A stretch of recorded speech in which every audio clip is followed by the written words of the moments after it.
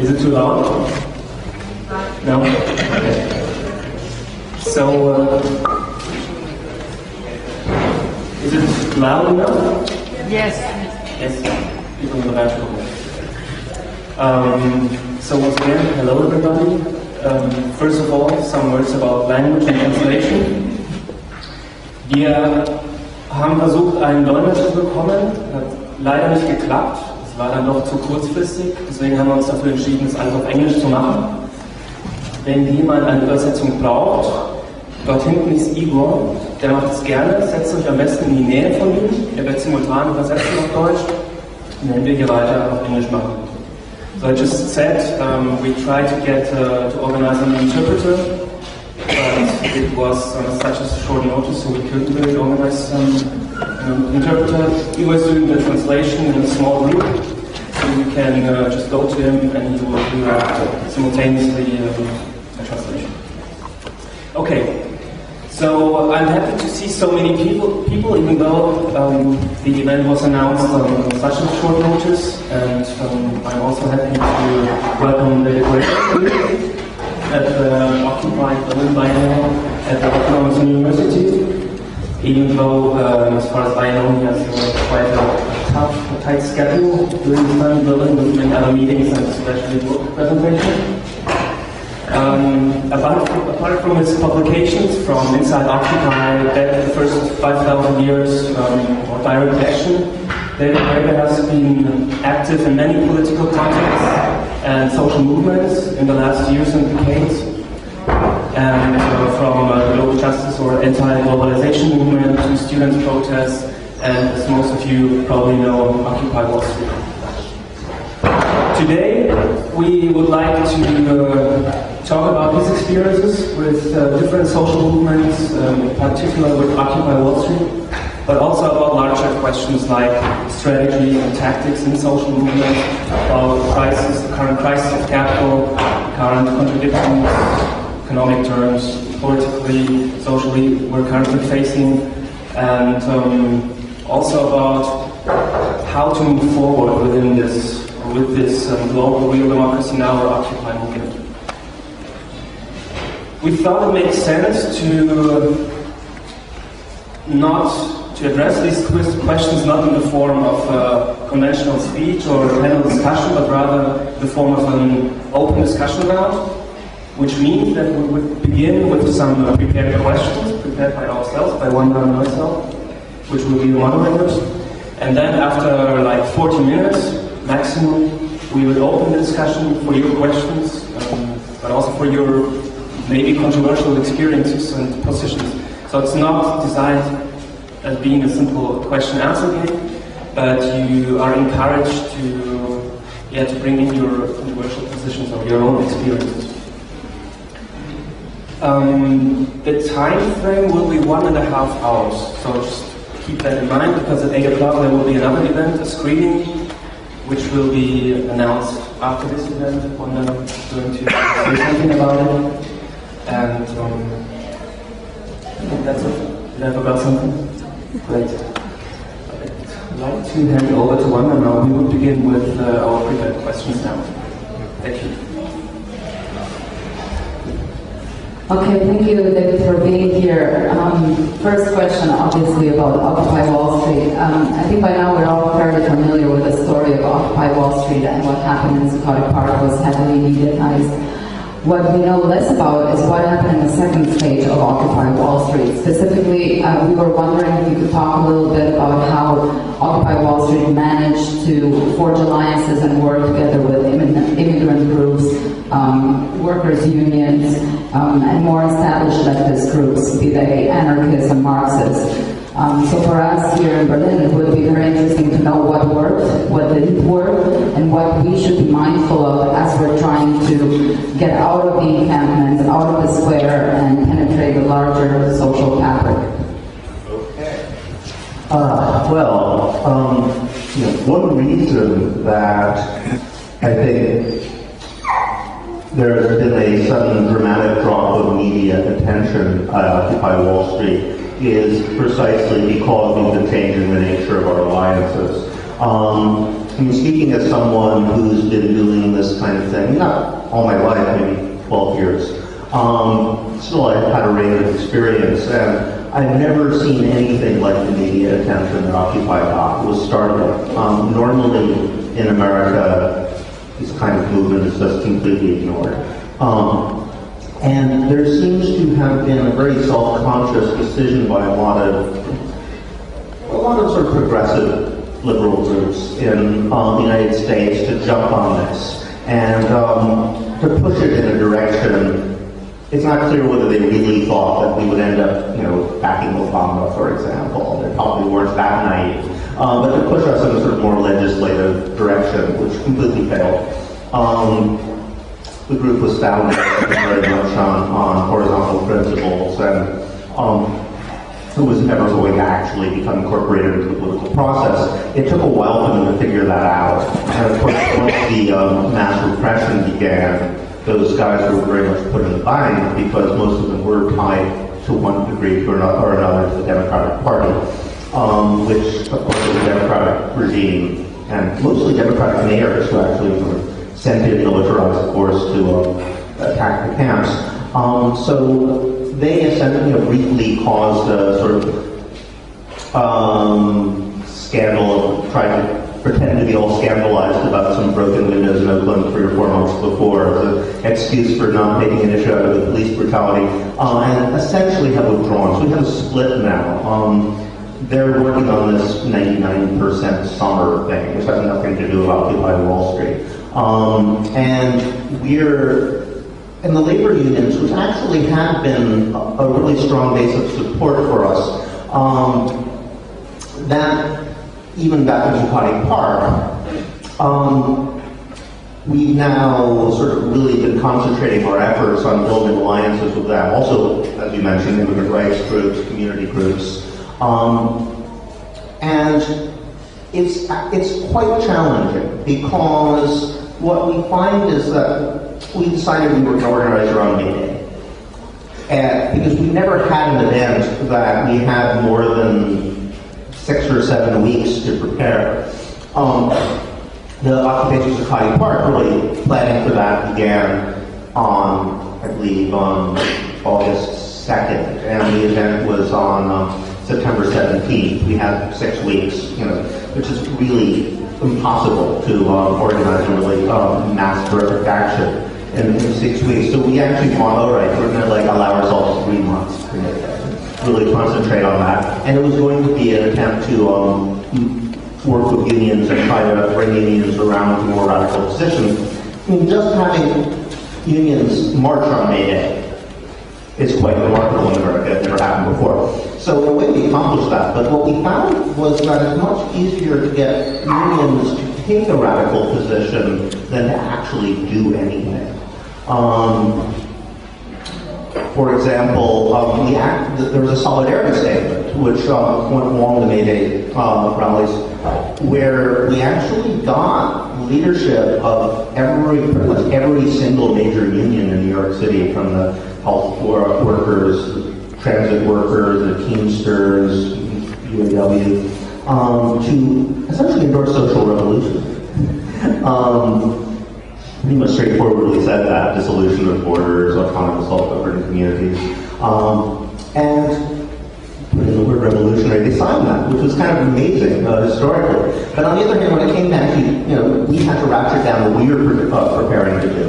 We were finding mass civil disobedience to get them on board, and which we did. But then even what we ended up doing with pickets, a series of, we're going to have 99 pickets. We ended up having 59, but it wasn't bad. The unions didn't really call out their people. So it's a long process. What we find is that working with union leadership is extraordinarily difficult because it's so vertical in this organization. So we've had to do things like essentially when we're talking to unions, essentially have 2 rooms. One sort of like this one, with about this number of people holding an assembly, and then they'll empower people to go into the next room, talk to the unions, and come back again, go through the process, go back to the unions, and so forth and so on.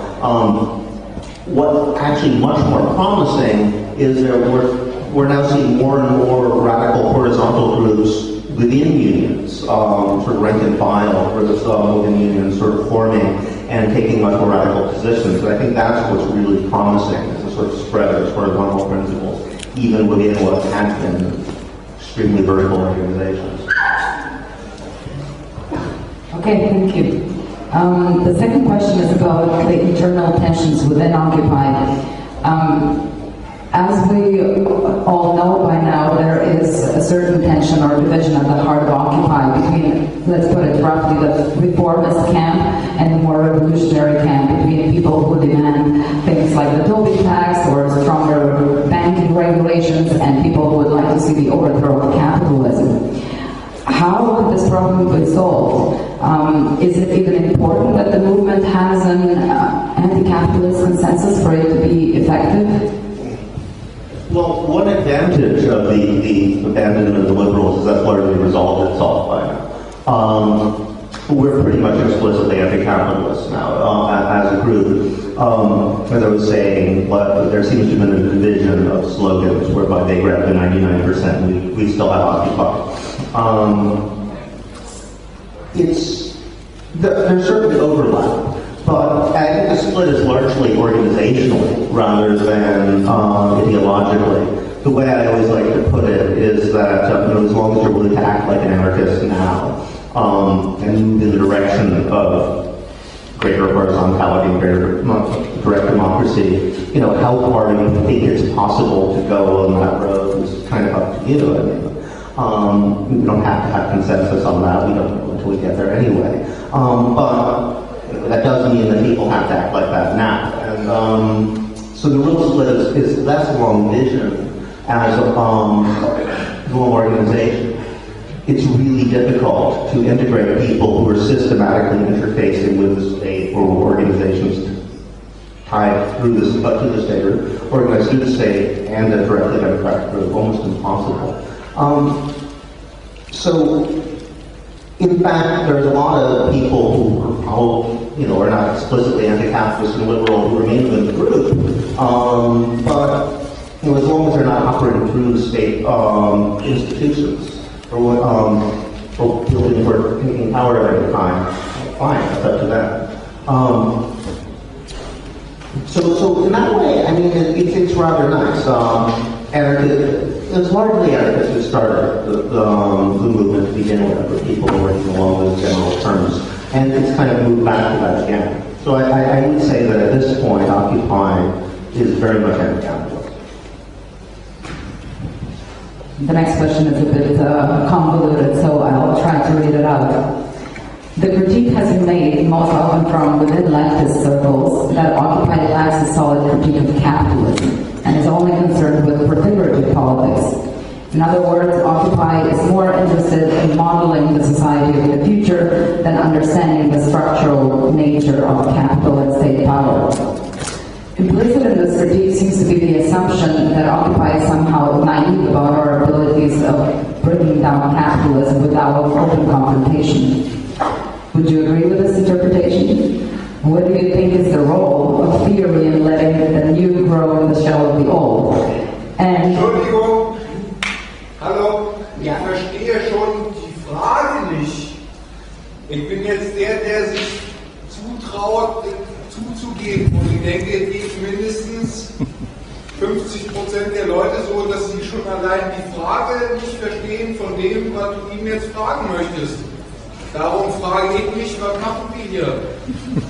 Geht es jetzt um die Sprache oder geht es um die... Es geht ganz allein um die Sprache. Ich rephrase spreche Dänisch, ich spreche Englisch, ich kann mal gut irgendwie, aber da komme ich nicht mehr mit. okay, ich kann das neu formulieren. Gute Aussage. So, Der Klang? Ja. Ist zu laut? Halt zu laut? It's really hard. I would even stay together with talking more people. maybe I can hold it further. No, I don't say that. I don't say she wants to talk without it. So if I keep it further away, like this, better? Yeah, maybe that's better. Better like that? Okay. So the critique against Occupy usually is that it's very atheoretical, that it doesn't pause to understand or to analyze the problems of capitalism, but very quickly moves towards trying to flesh out the structure of the new society that is supposed to replace capitalism once it falls apart. Now, other or Marxist-inclined groups would say that this is getting ahead of ourselves and that we should pause to understand capitalism and understand that it's not, it's actually a structurally embedded thing that runs down institutions and it has a certain historicity. So just wishing it away would not be enough.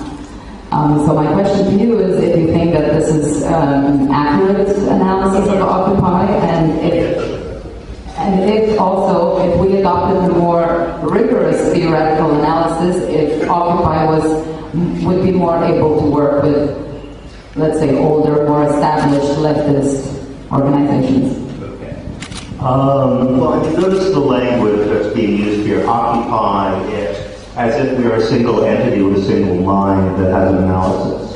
I think that, that very starting point reflects there's a division between older forms of organization where you presume that an organization is built around, some intellectual mastermind. It's always an individual, it's always a guy. Who has the correct analysis of the world situation, and those people who agree with it, are followers. Insofar as we're creating a democratic organization, we can't use that model. It's an intrinsically undemocratic model. We're starting instead from an assumption of, obviously, a shared assumption about your relationship system on some level, but I think any attempt to create a model of what a free society would be like has to start with the assumption that people are going to have radically different perspectives, to some degree incommensurable perspectives, and that's good. That's the society we want to live in. Not one that sort of purges people for disagreeing with massive analysis. So again, it ultimately comes down to an organizational question. Now, Occupy started with this idea of 99% and 1%. There is an analysis built into it. Obviously, it's a slogan. It's not an analysis. But it's a slogan that's meant to open up a certain discourse about a class which hasn't really existed in the United States. We haven't had a mass class-based social movement in the U.S. for some time. So we've been quite successful in putting that on the table in a way that those traditional Marxist groups have pretty systematically failed to do. Now, obviously, it's not an analysis. It's a way of throwing something out. But I think what's significant about the idea of 1% and why we picked up on that is because that represents that part of the population which is able to turn economic resources into political power and political power back to economic resources again. So it's a way of pointing to a certain structural change in the nature of capitalism. One of those groups, frankly, haven't really sufficiently analyzed themselves, in my personal opinion. We've had a shift with the financialization of capitalism to a situation where, first of all, the class alliances potentially range together, and that's being realized, I think. And, for example, one point I always make is that, in the 1960s, the last time there was a sort of movement protesting at Wall Street, the construction workers unionized construction workers were physically attacking the protesters with mortars and sticks. Now we have a situation where the transit workers in New York are actually suing the police over their use of city buses to arrest us. There's been a major shift in class alliances. Traditionally, the problems of indebted graduates, college graduates, would not be something that really deeply moved the heart of bus drivers or construction workers in New York, but now it does. And partly that has to do with a change in the nature of capitalist extraction, which I think only 16% of the Wall Street profits are now based in commerce or industry at all. It's almost entirely things that are extracted directly from people through what they call the fire sector. I can go into a large analysis of this, but what I'm saying is, on the one hand, there is an implicit start-off analysis going on here about changing nature of capitalism. On the other hand, it's not like we are a movement that needs to come up with a single analysis that everybody has to agree with to get started. And if we did, we wouldn't end up being a democratic movement. One particular leftist fraction that we here in Berlin as Occupy have not really had any meaningful engagement with has been the Antifa, the local anti-fascist movement. And I assume that the reason for that is because the Antifa occasionally engages in violent tactics, and Occupy, or many people in Occupy, are vehemently opposed to these tactics. But you have written in your ethnography about the anti-globalization movement, direct action. You have written quite favorably about the historical, political, and even ritualistic purposes of employing black bloc tactics. I was wondering if you could recount some of these arguments in order for us to better understand the very interesting and complex debate around the diversity of tactics. Okay, yeah, where to start with that one? Well, I think one thing to understand is that in America, the black bloc has tended to mean something different than it does in Europe because of the absence of large-scale fascist movements right in the same area where we exist. And I always hear people coming from France or Germany looking at certain, squats where they have computer services and things like that, saying, "Wow, did fascists come and smash all this?" We don't have that problem in the U.S., and it means that black bloc tactics can be rather different. I mean, being a militant does not necessarily mean either making the decision between being a pacifist and getting beaten up a lot, or actually physically fighting with fascists. So what black bloc has tended to mean is extreme in the U.S. and Canada is extremely militant nonviolence in the sense of will attack property, private property as opposed to personal possession, sort of owner-operated shops is generally the idea, but not doing anything physically harming human beings. Now, it's interesting that again, this is largely becomes an organizational question. The question of diversity of tactics comes out of the Quebec City protests in 2001. And that it was actually kind of interesting because I was actually at Quebec City, and I remember the debates beforehand, and the debates were largely about bloc. Actually, Canada is somewhat more militant tradition than the U.S. And there was a pacifist group called Salami, which essentially broke with a larger claque of the explicitly anarchist group from Montreal, doing a lot of the organizing over the issue of diversity of tactics. They wanted to have a code, which among other things, that had no harsh language. Pretty strict nonviolence code. The other groups said, well, it'll be up to everybody what they want to do, but let's coordinate with one another, so we'll all be in solidarity with each other and not get in danger one another. The black people won out, and it was very interesting because a lot of the argument was about the sort of allegiances of this working class community, whose neighborhood we were going to be, there was a wall. So basically the action was going to be attacking the wall. The wall ran through the fence that they had built to protect the summit. It was a working class neighborhood called Saint-Jacques. We came there and it was clear that the police had given all these terror stories of the black bloc. We'd given all these terror stories about the police and what they were going to do. And people in the neighborhood were trying to see who was right. So for the first day, everything was shuttered and locked up, and there were people who wouldn't talk to us, and then sort of people in the community were clearly trying to see who was lying. It turned out that we didn't do any of the things that the police said we were going to do, and the cops did pretty much everything that they said they would do. And so everybody said, okay, anarchists are the good guys. Suddenly, all the things became unshuttered, and little ladies were giving us food and saying with a little sign saying support the black bloc. And then dozens of local people showed up with Molotov cocktails and wanted to set fire to the police.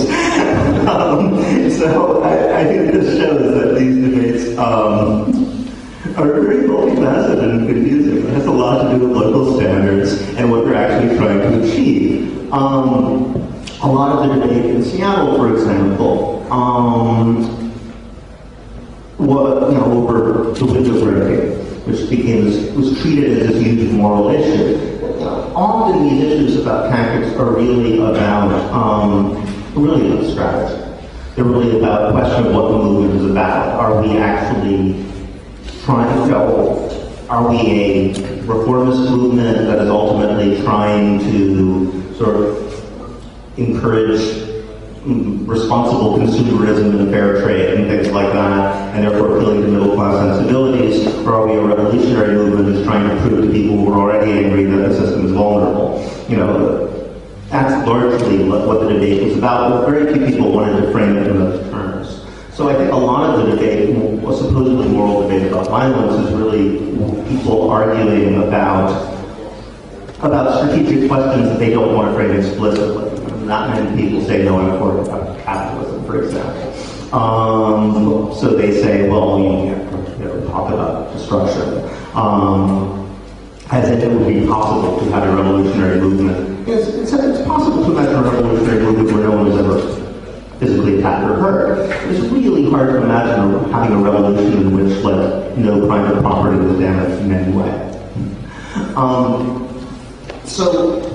So that's one question about. The other question I think is really important that has come to us over and over again, the question of democracy and what sorts of tactics fit with what kinds of political organizations. I think this is another thing that people aren't really, they're kind of talking past often. The most interesting debate I've ever heard about tactics was the one in Oaxaca during the Apo rebellion there.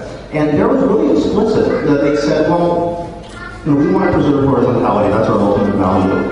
What forms of tactics will maximize horizontality and what will subvert it? And they came to the interesting conclusion that complete Gandhian nonviolence or armed insurrection both lead to extremely vertical forms of organization. If you want to preserve maximum democracy, you have to sort of have this open-ended system where maybe people will throw rocks or fire bombs if you're dealing with armed riot cops. Maybe they will do hunger strikes and passive resistance will have that kind of range. But we won't go to the other two extremes. We won't attempt to bring everybody over to a single level of pacifism or everybody over to a single military style organization. So I think often these debates about violence are really debates about something else. I think Daniel has two more. The next question is about the left interpretation of the current crisis, which seems to be split. There are those who believe that we are witnessing a gradual collapse of the capitalist system, and there are those who see the current crisis as simply another opportunity for capital to restructure itself for yet another round of accumulation. You seem to belong to the first category. I'm an optimist. Yeah. Can you explain your optimistic faith in the imminent collapse of capitalism and talk a bit about how we might organize ourselves to speed up the process? Well, I mean, I don't know, right? The one thing we know for sure is that capitalism will collapse someday, and everything always does. Nothing lasts forever, therefore capitalism will not last forever. Predicting when these things happen, if you get it right, it's just dumb luck. Nobody can ever really predict something on that historical scale. What I find really interesting about this historical moment is that so many people who are part of the elite, who are part of the ruling classes, seem to think capitalism might well be dissolving around them. That's something I haven't really seen before. I'm not that old, maybe in the 60s they were convinced that it was wrong. But you see this kind of panic reaction to social movements. You see this incredible emphasis on repression, on preemption, of trying to knit anything that looks like an alternative in thought. This is like panicked behavior. This is not the behavior of a self-confident ruling class. Especially because it's suppressing their own ability to come up with new ideas. I always give the example of precarious labor. Precarious labor is not a particularly effective way of organizing labor for productive purposes economically. It's an incredibly effective means of depoliticizing the major effects of precarity is that it makes it very difficult for anybody to think in a long-term perspective and therefore to imagine their own political situation. That increasing working hours are both really stupid economically, I think, that make it almost impossible to have a working class movement. Now, one of the weird side effects of this constant promotion of short-term perspectives of insecurity and precarity is that it comes to affect the politicians, and they can't pick more than 3 years ahead either. And now you're getting into a crisis, they just don't know what to do. They completely lost the ability to think ahead. I find myself having these guys wanting to talk to me. I mean, if they don't want to talk to me, they're in real trouble. Amazing. So this is one reason I think that we might well be at such a juncture that people running things seem to be in a veritable panic. And it's ironic because so many of the people in the opposition feel helpless, weak, pathetic, and defective. And it gradually occurs to me that one reason for that is that it seems to be the major priority of the people running the world is that we feel well. If they're spending all this time and resources making us feel incompetent and depressed, they must think we're incredibly important and have potential to really do some damage to them. So this is, as I say, this is the reason why I think we are at some kind of cataclysmic moment. Now, what's going to come of it? All right, I'll give another example. I actually had a conversation at the Federal Reserve a few weeks ago with someone who I won't name, but was saying according to their models, there's going to be almost complete economic collapse in the U.S. in a few years, much worse than 2008, unless they do massive debt forgiveness. They're trying to figure out how to get this through politically. These are people who are really concerned. The euro crisis seems to be just the sort of first glimpse of a series of things. There have been debt crises, of course, since the 70s. We've had nothing as serious as debt crises since the 70s. But they managed to contain them in the Global South. I think the Global South really successfully resisted that. The IMF was dramatically kicked out of first East Asia and then Latin America. Now it's kind of come back home. But all signs indicate these crises are going to keep mounting. And the only way the system is going to save itself is by doing something really bold and new. And I just think that the system has lost the ability to do that sort of thing.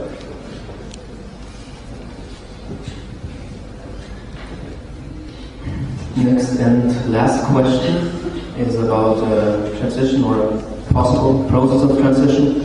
Seen as historically since the Bolshevik Revolution, horizontal elements, historically often anarchist elements, have repeatedly been sidelined by the better organized vertical organizations, historically communist or Marxist organizations. What can we do to avoid this from happening in the future? How can we spread horizontal, consensus-oriented, decentralized assembly structures through the population, given that most people find horizontal politics time-consuming or not effective on first sight?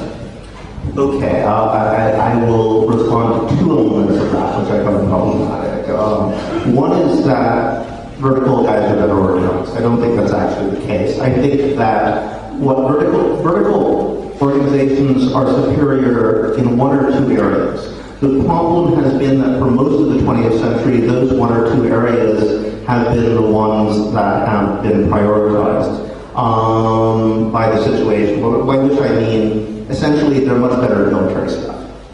They're much better at violence. If you look at the history of revolutionary politics the last 150 years, like in the 1880s and the 1890s, the years leading up to World War I, it was anarchism actually, and the various traditions of horizontal organizing that actually were the heart of the revolutionary left. They were strikingly effective. However, since the Bolshevik Revolution, the story usually goes, this hasn't been the case. Well, I think since World War I itself was the real breaking point. Because if you look at it, from the period 1914 to maybe 89, 91, what we've seen is a world where it has been pretty much continually either fighting or preparing for world wars. Well, yeah, I mean, in that context, Marxist organizations are going to seem more effective. It is true that a Marxist vertical organization will be much better at creating vast tank armies than anarchists ever will. I don't think that is really a bad reflection on anarchists. But, the moment you have a situation such as we've seen after 1991, where it seems like war between a country like France and England, to take an example, or any country within Europe, a major developed country, seems just as impossible as it would have seemed in the 1890s. Suddenly anarchism reappears as a global social movement and Marxism seems to be marginalized. So I don't think it's just the fate of the Soviet Union that's caused this change in perspective. In terms of people's experience of horizontality, I think that perhaps people have different experiences. My experience in America has been that most people find the experience of horizontality a revelation when they first encounter it, just because they've been taught to think these things are impossible. It is very true that there's problems of endless meetings with sort of exasperating, time-consuming, difficult experiences that we all have after that, and a lot of people burn out fairly quickly, but part of this is we're just reinventing a democratic culture out of nothing, where none of us have any experience in it. So obviously it's going to take a while for people to learn how to do this sort of thing. I mean, we have this paradox where we live in societies where we're all taught that democracy is our highest value, but none of us have any experience practicing democracy. And you can't just suddenly turn it on overnight if you've never done it before. I mean, I lived in Madagascar where people were lived under regimes that were ostensibly democratic, so were completely corrupt or had they lived under colonial regimes for years which didn't even pretend to be democratic. But they practiced direct democracy all the time. So everybody knew how to do consensus from the time they were 5 years old. It went fine. That's just the way people do things. We lack that kind of democratic culture. It's something that has to be learned from the ground up, and I think there's nothing more important to do than to start that process rolling along. And once people have the basic sensibilities, believe me, I've seen this, it gets much easier. Okay, thank you. I think we can open the discussion now, so if you have any questions or any experiences or positions to share, please come here to the microphone. The table is not that long. We will collect the questions, 2 or 3 questions, and then David can answer them apart. So please, 2 or 3 people, come here.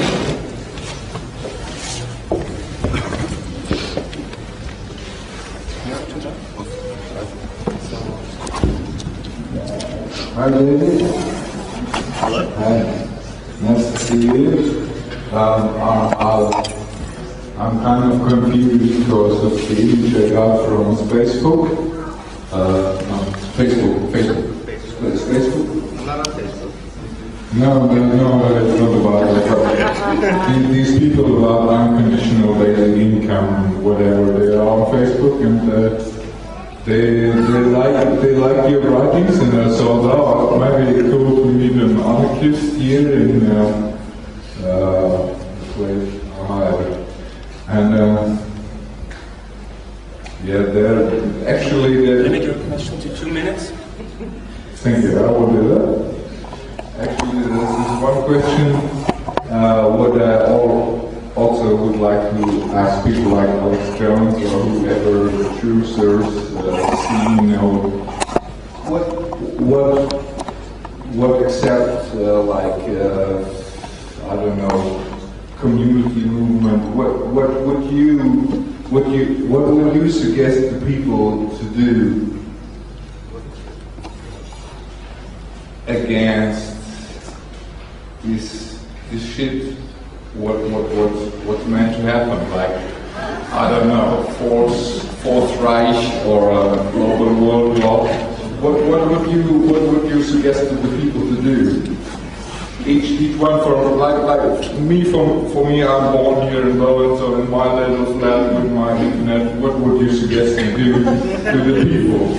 Well, I've almost seen people like Alex Jones or whoever who say, oh, this is going to come, terrorist state, slavery, blah blah blah. And I say, yeah, okay, nice, okay, maybe these motherfucking fascists want this, but what am I to do? What can I do? What do the indigenous people say maybe? What would be the next question? Okay, thanks. Hi David. I would like to ask you how you see the political arm of the Occupy movement, like the Pirates Party, or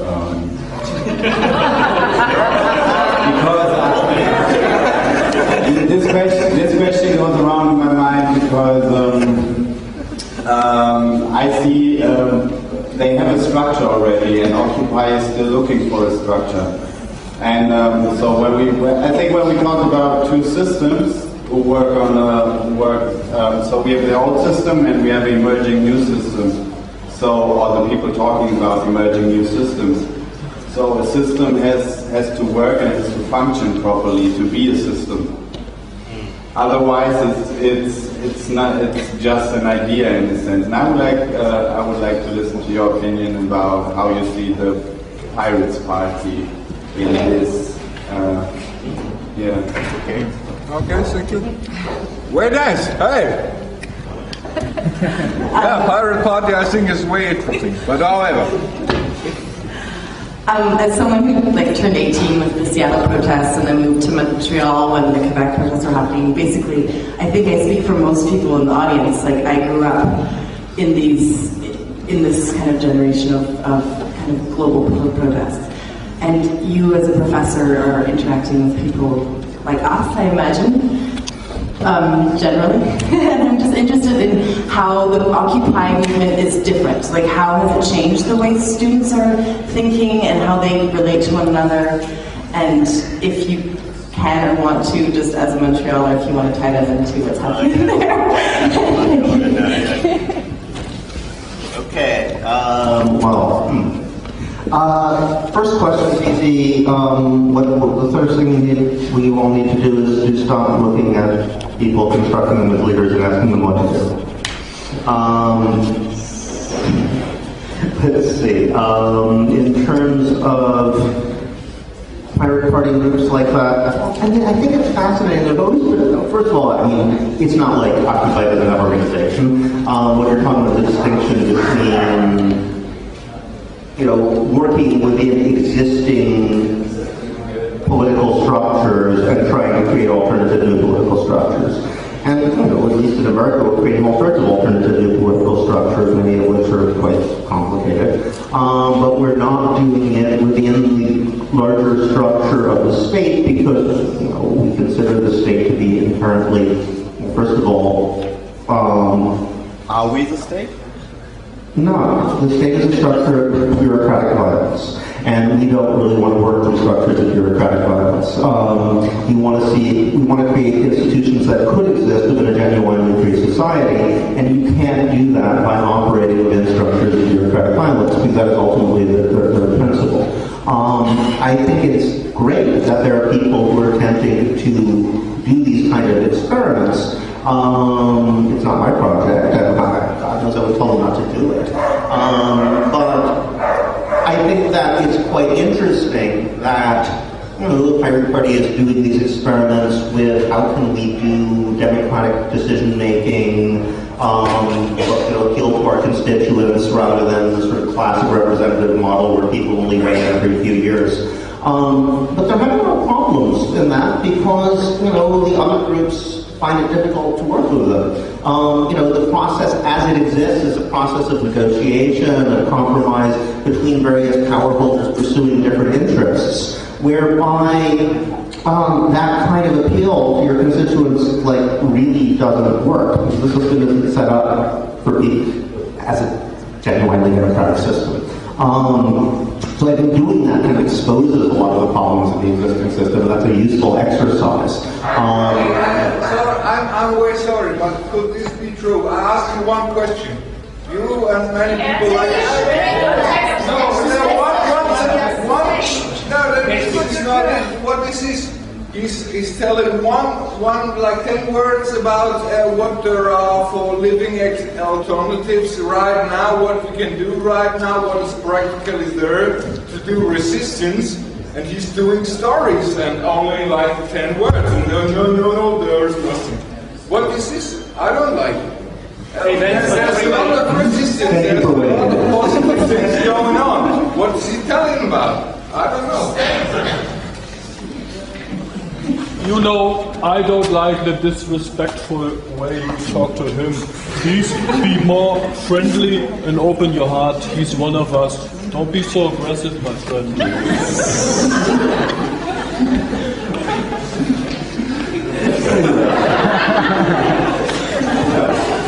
It's very much contradictions, and they're great to pursue, but ultimately, I mean, I actually would make the argument that if you want to think of democracy as a form of collective problem solving, rather than as a sort of conflict of interest through various forms of power broking, you're going to have to actually create a more egalitarian society in order to even be able to do that.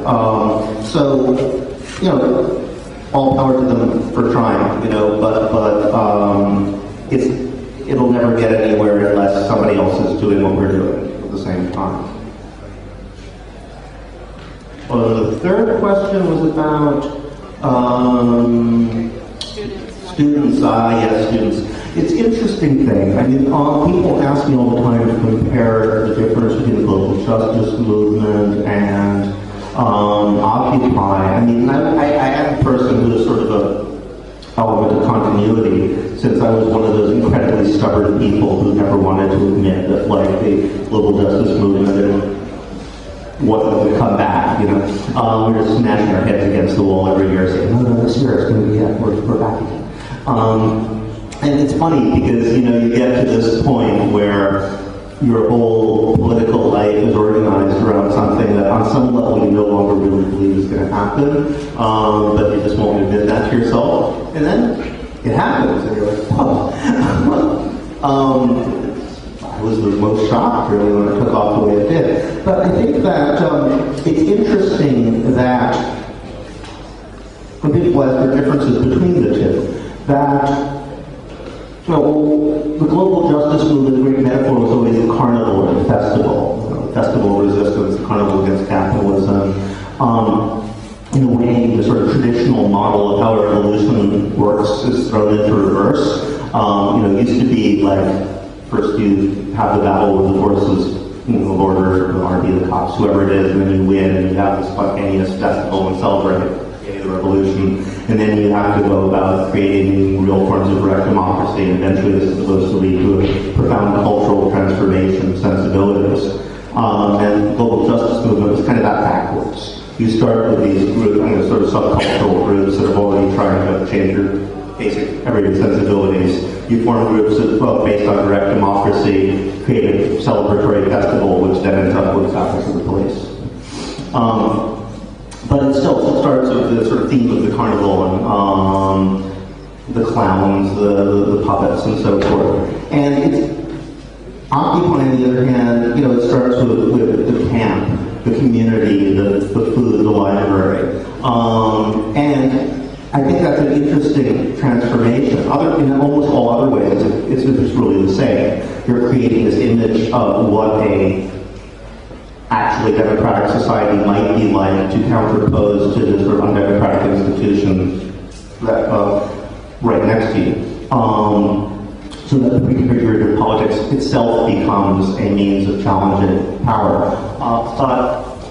But why the difference from one stage to another? I think it has a lot to do with the fact that the global justice movement, when it was in North Atlantic countries, in Europe and America, was essentially a solidarity movement. And this is a movement really about our own communities. I think I have a whole analysis. I think it comes down to the crisis of care and labor. We have a major shift again in class and forms of exploitation. And I am actually convinced that in the U.S., the great reward that's given to people is the ability to be a nice person. If you go into, if you look at the 99%, we are the 99% webpage. The complaint you hear over and over again. This is almost all people who are in medicine, they're service provision of some kind of education, basically who want a job where they can be nice to other people and just not be an asshole, not be a selfish jerk with their lives. And what you see is all these people say, well, if I want to have a life where I'm nice to people, I take care of people, they're going to put me so deeply in debt I can't even take care of my own children. That is where it really strikes home, I think, the sort of economic violence that's going on, so that creating a community based on mutual aid and caring, sort of in the face of what the most ultimate symbol of capitalism, becomes this ultimate revolutionary act. And I think that you see that over and over again, even in Montreal as well. Actually, his girlfriend is in Montreal right now, that's where she's from. She's just gone through this incredible experience of academic burnout, where she just gotten really sick, and it was just because of this intensity of being drawn into exactly this kind of model where you have to fill out forms every day and apply for grants, and the incredible pressure and debt that you get into from trying to pursue a non-asshole career, in her case an anthropologist. And it's amazing the sort of restorative power just going out in the street and seeing all these people being kind to one another, enthusiastic about something, cure yourself in a matter of weeks or days. So I think that it's interesting to think about that, even though on the one hand, unlike the global justice movement, there's an incredible amount of absolute misery that is what brought people out into the streets. You also have this sort of immediate experience of mutual aid and love, which is much more profound than anything I've seen in other social movements.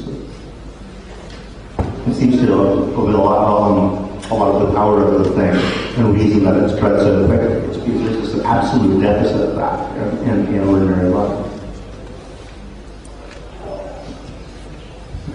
More questions? Please. Come in. In the queue.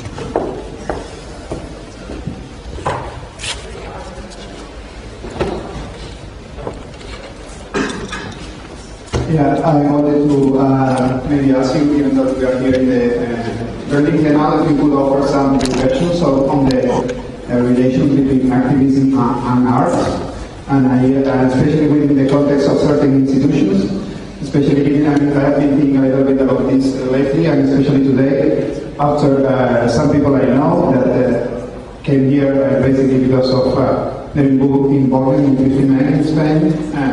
They basically paint on top of some advertisement here within the building, and apparently that is going to cost them 12,000 euros just for doing something they like, and that they were supposed to call for. So maybe I would like to give some reflection about the relationship between art and activism, especially in the context of institutionalization of art.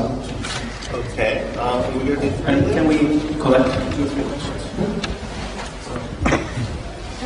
My question is that at the same time that we are talking about the Occupy movement here in the West, we know that there are governments like Iranian governments that completely misabuse and they misinterpret the movement. Basically, instead of seeing the movement as a crisis of capitalism or reinventing the political culture, they see it as a fall of all the values of the West, and they use it to suppress the people inside Iran. So my question is that how we can wrench back the discourse from such governments to fight back against them, and how is it important to create a global solidarity movement with other movements in the Middle East or all over the world to have a more meaningful movement, global movement.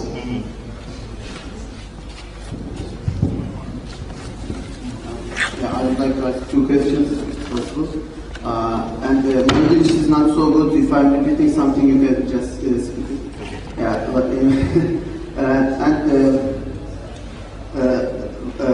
this question, the first question is about the first question is about is the Occupy movement is something new, or it is a continuity of the struggle, kind of. There was in the website Libcom, there was an article that said the slogan 99% is new articulation of the idea of class struggle. And I would like to know your opinion about this. How do you? What does this slogan articulate? What are the people united under this slogan? What do you think? And the second one is about the future of Occupy as a form of action. In the Airbus magazine, there was an article already declaring the end of the Occupy as a form of action, kind of, and including the 1st of May, and they were not discouraging, but they were saying like power got understand and know this kind of action form of struggle, so that we need new forms of action. And what do you think on the future of Occupy as a form of action now and its power? Let me take the last one first so I can remember all three of them. Right, so it's like continuities. Well, no, that was going to do them backwards because this one had 3 parts. So it's hard to remember. I forget it if I do class, right? So I have already forgotten. Okay, so what it was continuity is 99% is class, and the third one was future forms of action. The future of Occupy, is a form of action, and what do you think the 99% means? Oh, okay. Well, okay, about the 99%, I think I started to say a little bit about that, in that I think that the reason why, it was a way of bringing back issues of social class to the way we talk about things. And this relates to the international context, too. It's very interesting that really Occupy is part of the wave of struggles that began in Tunisia and Egypt.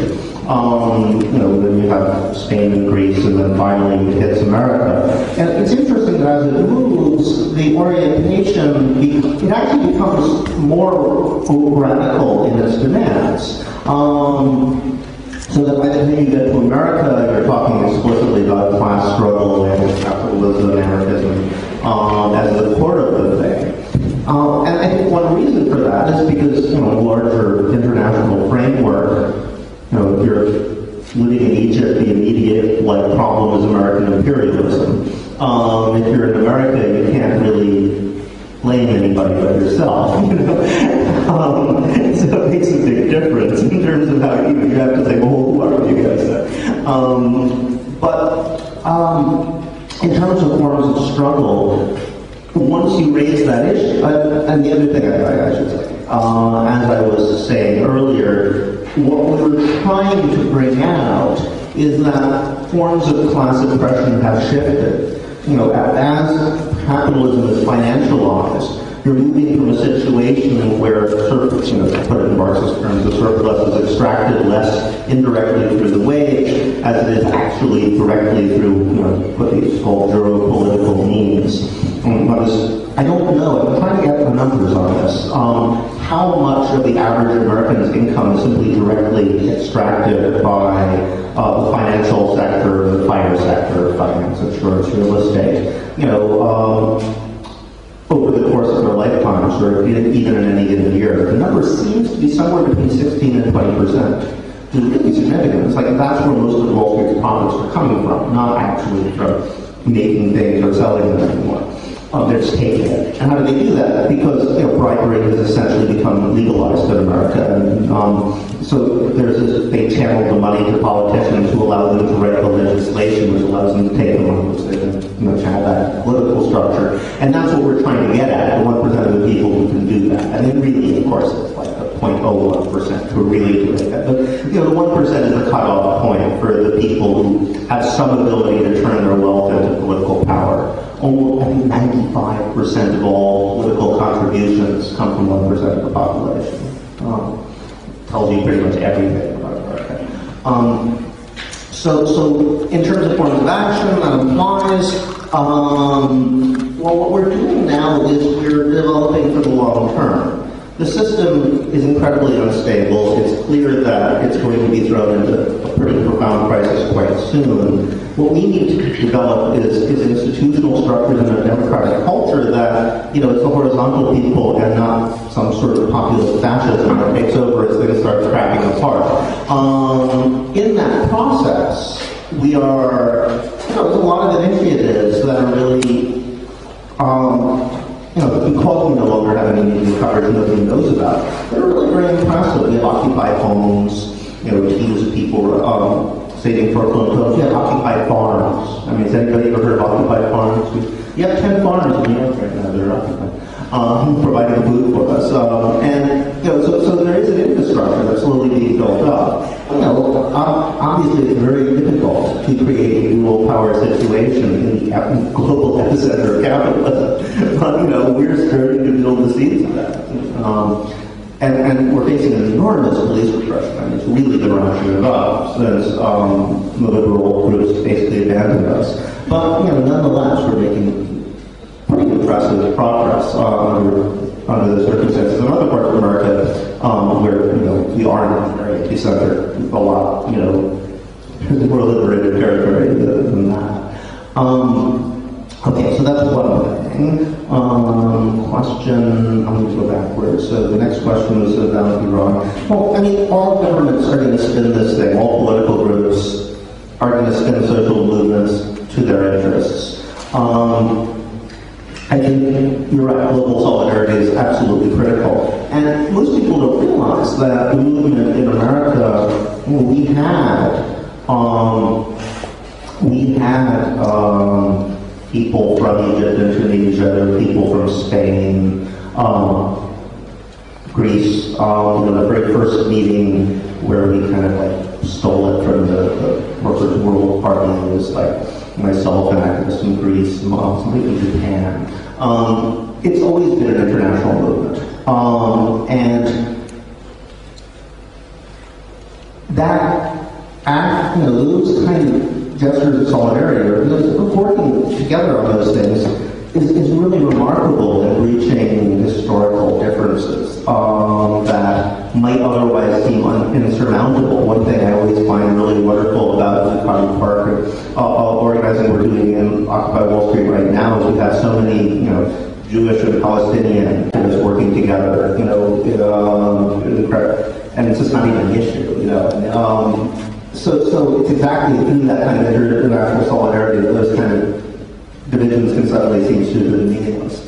On the other hand, you're going to constantly have a problem that whatever government you're dealing with is going to be trying to spin this warp and twist it in a million different ways.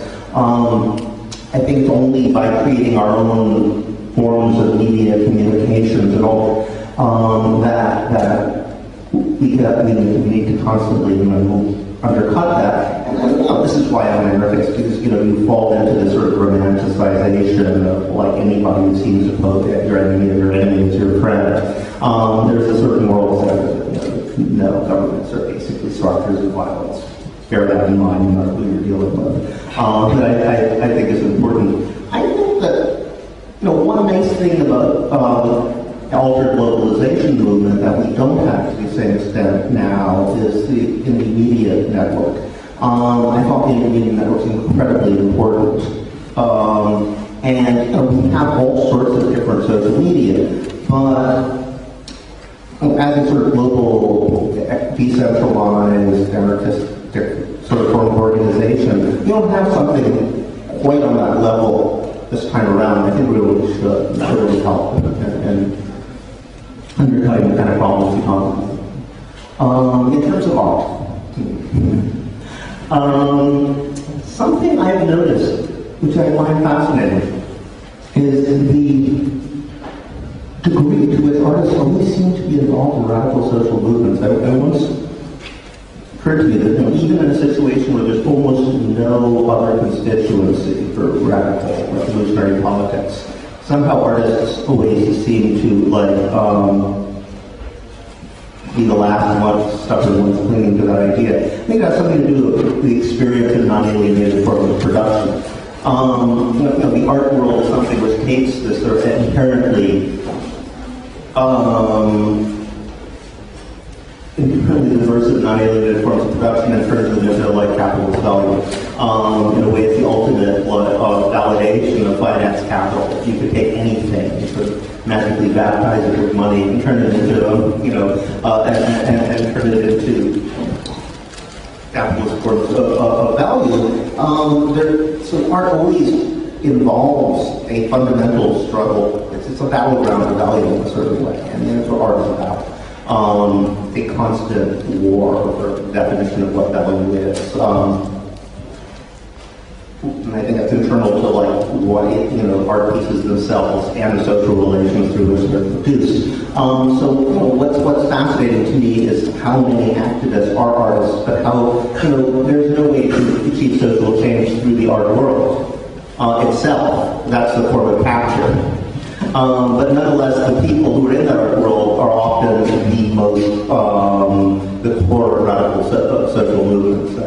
I think that's what, in my case, I won't talk about this, but almost all the people who sort of led me up to being involved with Occupy Wall Street. I was in Art Against Cuts during the student movement in London. The main contribution was to like make lots of boxes, also stickers. But I'm not an artist myself at all. Then somehow that was a group I was drawn to, and there was Zuccotti Park her name was still one of my best friends in London. Sort of person who introduced me to that and brought me to the student movement, and then when I came to New York, ran into Marissa Holmes, who did not refer to a performance artist, who brought me into what was going on in New York, and then another.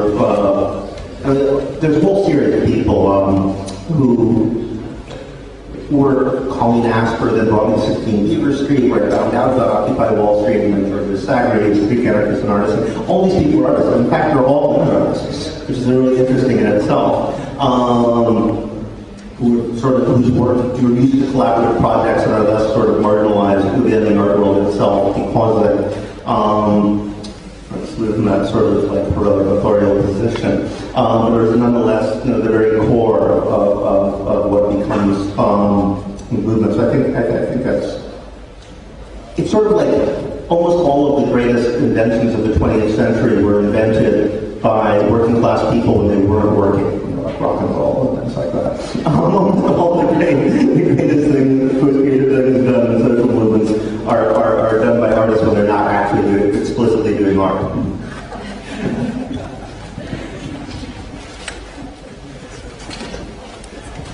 Yeah, when you mentioned, I was interested when you mentioned the question of art as a struggle, definition of value, because in this case, like this action, which is just that big rise up in the culture, it was somehow supported by the assembly, by the internal assembly, but it's the institution who is somehow saying, well, it's not worth it, you will have to pay for it. So I think it's quite interesting that kind of a struggle right now. Yeah.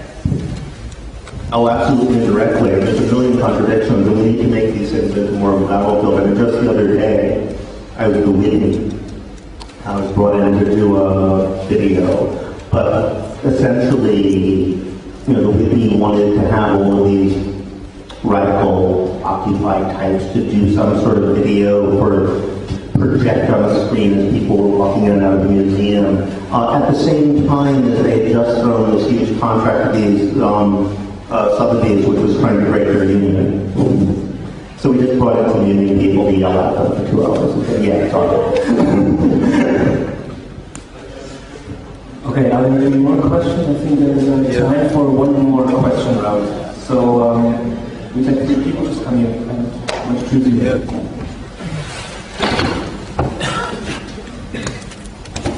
Yeah, I have a question, but I also would like to make an announcement. What's the announcement? Well, it's called movement, because people move, and there's no movement if nobody moves. So, We also have to ask ourselves in Berlin how to move on. I see a lot of people, new people here, new faces, but it's nice to see you all here.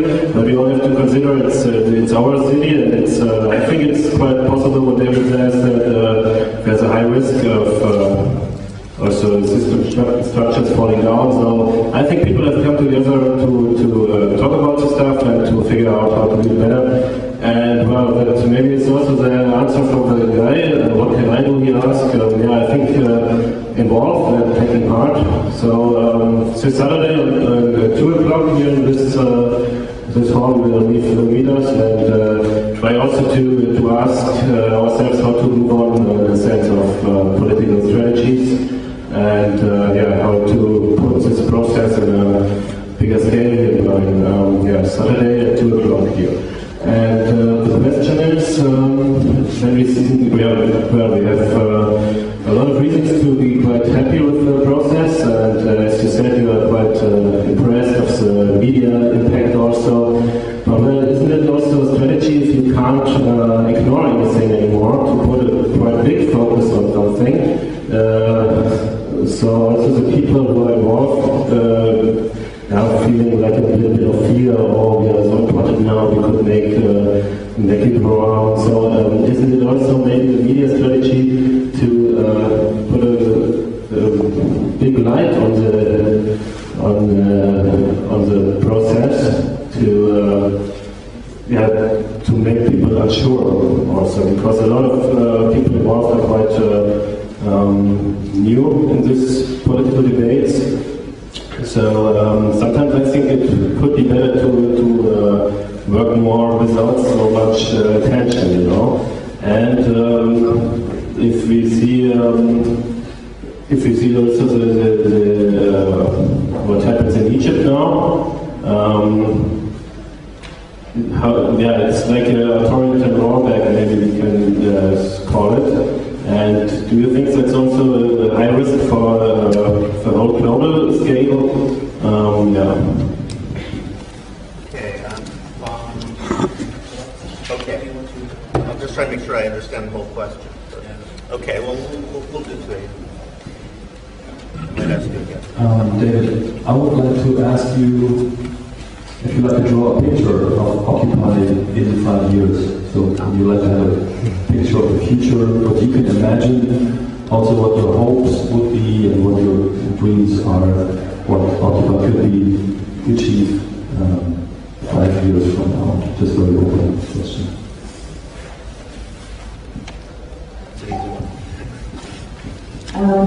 I want to ask, we've seen in our community in Richmond, Virginia, the emergence of a candidate running as an independent who's a member of Occupy. What role, if any, do you think reform has in this movement, and is it a positive strategy? Can we use structures already in place to achieve the things Occupy wishes to see? And what if the candidate seeks to dissolve the current system?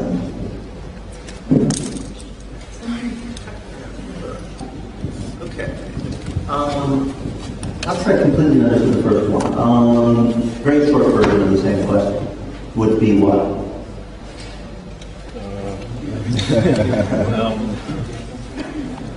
Oh, I see. You mean media attention to the violence and brutality, or media attention to the process. Like I said, if you can't ignore something, just put a big light on it, and maybe it's a confusion. You know? It's interesting that the media attention has stopped. So if that was their strategy, it really didn't work.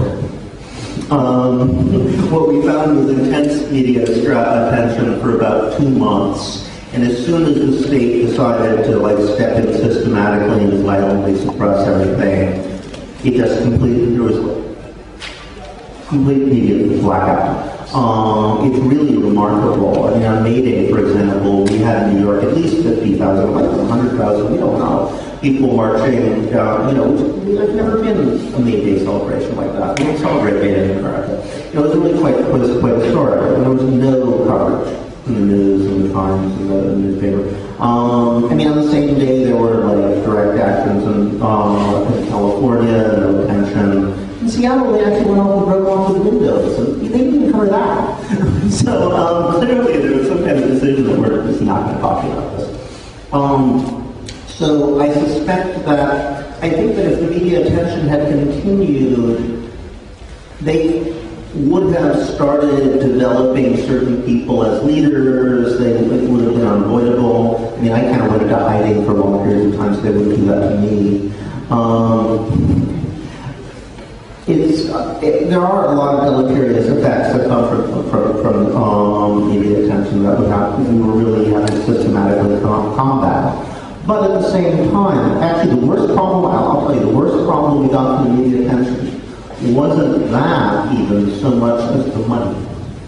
Because what happened was lots of people heard about this and they said, oh, we'll send in $20 or $100. We got all these incredibly large numbers of small contributions, which before long we had like $700,000.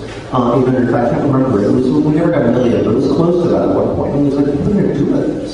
And suddenly all the meetings were about what are we going to do with the money, and like people asking for money, allocating money. It was a nightmare. Things became bureaucratized. At one point, we were all trying to like figure out some way to just get rid of it all. Maybe we can get a blimp. It's like something. Spend it all on one thing. Fortunately, it's gone now. And so the democratic process has sort of reasserted itself and become healthy again. So I think that even attention, it's not so much that it puts people off as it draws you into existing structures in certain ways, which is always ultimately going to be destructive of your internal process. Okay, question number 2 was... Egypt and the rollback. Oh, in Egypt. Oh, yeah, the rollback. Well, I mean, Egypt, I remember we had this whole debate early on about what we would have demands. And adbusters, when they originally advertised the idea of an occupation, that was their big thing. What is our one single demand? And their model was Egypt. Like they had one demand, get rid of Mubarak. That was effective. We need to have one demand. And we immediately decided that's really stupid and we were going to do that. But I think history has shown how right we are. Like the fact that in Egypt they did focus on, this one thing as their sort of, there was a lot of spontaneous revolutionary organization in Egypt, which was dismantled, and it was partly because that wasn't seen as the basis of the revolution, but just as a means to an end. This isn't to say that the revolution in Egypt has not profoundly transformed the society, and that some of those institutional changes are permanent and always will be. But I don't think, we are living within a larger imperial structure, which will make it impossible for a genuinely revolutionary government to appear in a country like that, which is, essentially dominated by army, which is led by the United States. Power structures and constraints exist and cannot be immediately eliminated. But on the other hand, it's set up a chain of events which are leading to the gradual dismantling of those structures of power at other levels. I mean, I really do think that this 2011 will be seen as, the sort of opening gambit in the dissolution of the American Empire. Obviously, it's going to take many years to come, and there will be back and forth that started to happen. And Occupy Wall Street is just part of it. Okay, so question 2 was what would I like to see in 5 years? Let's be maximally optimistic. All right, capitalism crumbles and is replaced by horizontal structures. We figure out ways to do confederative and other structures that will coordinate things on such levels as they have to be coordinated. Obviously, the level of the state is not a natural one. I don't think there's anything that necessarily needs to be organized on the level of most things that are now states. It probably needs education policy, have a single language group or something like that. But my ideal, it's interesting, I remember having this argument with some rich person who was talking about egalitarianism. And saying, well, what do you really want? You want everybody exactly the same? I mean, and I was, no, I want to live in a society where that question would be stupid. And that's what because people want different things and have different interests and have very, very different flavors of value. I want to have, we create this, market system where everything is supposed to be measured on a single scale. It's absurd. I would like to see a society where people are sufficiently secure in their basic needs that they can decide for themselves what sort of values they wish to pursue, which are necessarily going to be incommensurable to a large degree. So, yeah, that's my utopia. And question 3 was running candidates. Yeah, I think I have addressed that, but I mean, you know, people run as candidates. You know, they're free to do whatever they like, but I really think that integrating yourself into structures which I see as ultimately based on sort of top-down bureaucratic structures of violence is problematic. I think that there are circumstances in which it's possible to do that, but very fundamental things about our assumptions about what are legitimate forms of politics need to change. And I'll give an example of El Alto. I don't know if people know the community of El Alto in Bolivia. It's incredibly democratically organized, largely Aymara-speaking place, but they've developed all sorts of local assemblies and councils that sort of run everything on a participatory democratic basis. They're also responsible, you know, they're an epicenter because it happens to be positioned in a way that it makes it pretty easy to blockade the capital and sort of cut off their supplies. They've overthrown about 3 governments over the last 15 years. And you know, through this kind of horizontal, but the same sort of thing that Apo did in Oaxaca, you know, we'll throw rocks and dynamite, but we won't actually shoot me bodies. So that kind of level of militant, largely nonviolent uprising, they've kind of perfected. And they're also the social base of the present government of Bolivia. Can you speak more clearly? Oh, sorry. They are also the social base of the current government of Bolivia. But a lot of the people who are in that government are quite explicit in saying that, governments are bureaucratic forms of violence. We accept that. But government in itself is not going to be able to revolutionize a society. And for one thing, you know, we have to deal with the bureaucratic structure of the government, which points one way. At another level, we have to deal with international constraints, so capitalism and imperialism, which force us to do things we wouldn't want to do. So in a way, they actively promoted an idea of dual power, whereby they want to maintain these directly democratic structures locally, have a government there, but directly people in the local community say we can overthrow this government at any time. You know, we kicked out other ones just because we put them there doesn't mean we can't take them out again. And that puts people like Evo Morales, who's the head of the government, in a great negotiating position when he's talking to international capital. You know, he could say, well, you know, I'd like to do this, but the people will rise up and throw me out. You know? Now, I think if we got to the point in America where insurrectionary politics was legitimated as a legitimate form of political expression, I think it would be a great idea to run candidates. But, you know, I don't think we're really there yet. I think that's it. Yeah, I think we can stop. Thanks. So much later. Just a couple of quick announcements. First of all, thank you, David. We felt that these are really fascinating topics, given that this is probably the biggest turnout that we've ever had. We have many more events, and not just events, but a whole movement happening here, so please check out our website at occupybb7.org. Come to assemblies, come to our talks, come to our movie screenings. Also, speaking of movie screenings, we will be screening a movie here at 8 p.m. today about the Rainbow Coalition, which was one of the first horizontalist experiments in the U.S. in the 60s. So for everyone who would like to stay, you're welcome. And for those of you that want to keep talking, I will have to ask you to do it in the courtyard because we have to rearrange the chairs. Thank you.